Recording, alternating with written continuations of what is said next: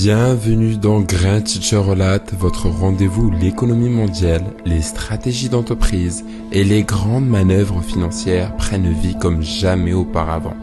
Aujourd'hui, cap sur un paradoxe fascinant.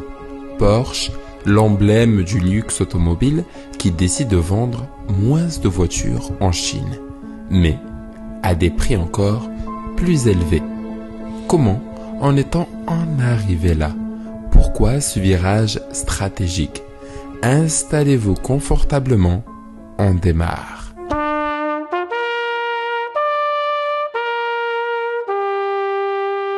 Grand Teacher relate les histoires de la finance. Le premier trimestre 2025 a marqué une véritable douche froide pour Porsche en Chine. Moins de 10 000 véhicules vendus. Une chute spectaculaire de 42% par rapport à l'an dernier. Pour un constructeur habitué à surfer sur les croissances à deux chiffres, c'est un coup dur. Rappelez-vous, en 2021, Porsche vendait près de 96 000 véhicules en Chine. Depuis, la pente est descendante.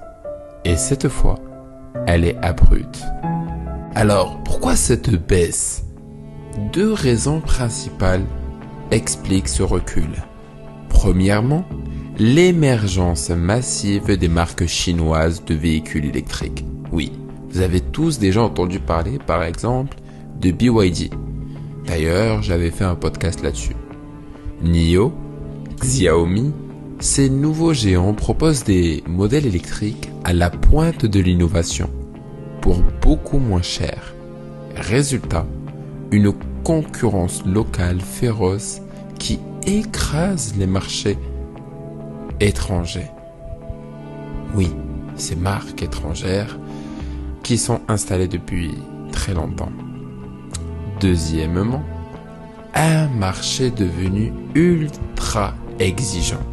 Le consommateur chinois 2025 ne cherche plus seulement un logo prestigieux.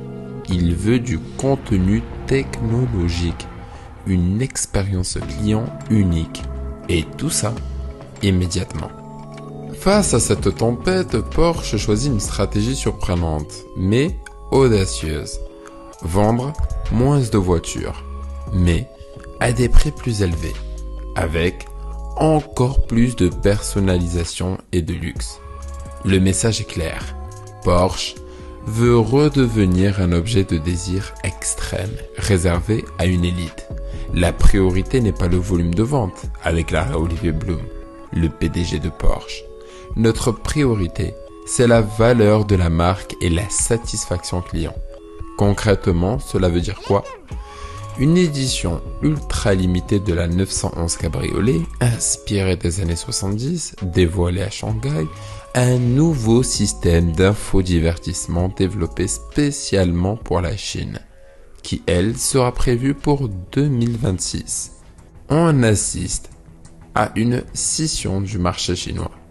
D'un côté, d'une masse de consommateurs jeunes, friands d'électrique, connectés et sensibles aux marques locales, et de l'autre, une élite restreinte, prête à tout pour rouler dans une 911, un Macan Turbo ou un Cayenne S ultra personnalisé. Porsche a donc fait son choix, viser l'élite et se repositionner comme l'objet ultime de distinction. Mais attention, la route est semée d'embûches. Les marques locales comme NIO ou Zeekr investissent massivement dans le haut de gamme, combinant technologie, autonomie électrique de pointe et design futuriste. Porsche devra non seulement continuer à cultiver son image iconique, mais aussi s'adapter plus vite que jamais aux nouvelles attentes du marché chinois, s'il veut rester désiré et non relégué. Pour conclure, en Chine, Porsche a compris qu'il valait mieux être désirable que disponible. Vendre moins pour valoir plus. Un pari risqué, mais qui, s'il est réussi, pourrait redéfinir la notion même de luxe automobile en Asie. C'était Grain Teacher Relate. On se retrouve très vite pour une nouvelle plongée dans les coulisses de l'économie mondiale. Je vous dis à bientôt et souvenez-vous, comprendre les stratégies d'aujourd'hui, c'est anticiper les opportunités de demain. Parce que chaque territoire cache une vérité stratégique.